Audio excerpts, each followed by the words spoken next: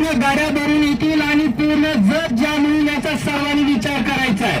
फक्त इथं येऊन बसायचं नाही, इथं आलेले फक्त 10-20 माणसं गोळा करा आपली आणि या ठिकाणी आपलं जे हे आहे हे आंदोलन पुढे पेटवायचं आणि ते पेटलंच पाहिजे. जोपर्यंत आपल्या मागण्या मान्य होत नाहीत तोपर्यंत आपलं आंदोलन चालू ठेवायचं आहे, शांत राहायचं.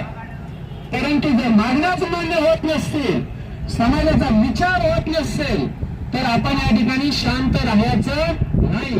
लिंगायत समाज हा काय आहे आणि तो काय करू शकतो, आतापर्यंत आपली ओळख आहे लिंगायत समाज एक शांत आहे, आम्ही शांतच आहे.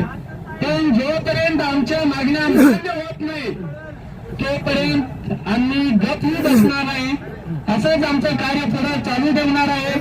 सर्व समाजाप्रमाणे लिंगायत समाज श्रीमंत आहे, त्यांना काय गरज आहे बाकीच्या गोष्टीचं असं म्हटलं जातं. परंतु आज हा समाज पूर्ण रसातळाला गेलेला आहे. लिंगायत समाजाला कोणत्याही या ठिकाणी शैक्षणिक स्कॉलरशिप नाही, काही नाही आहे. तो कोणत्या जातीमध्ये बसत नाही, ओपन मध्येच आहे लिंगायत समाज.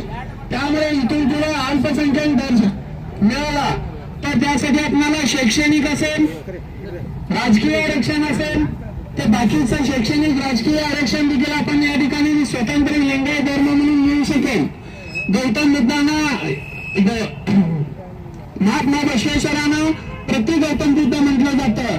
मग गौतम बुद्धांनी जो समाज स्थापन केला त्या समाजाला या ठिकाणी आज आरक्षण मिळत आहे, अल्पसंख्याक म्हणून आरक्षण मिळत आहे.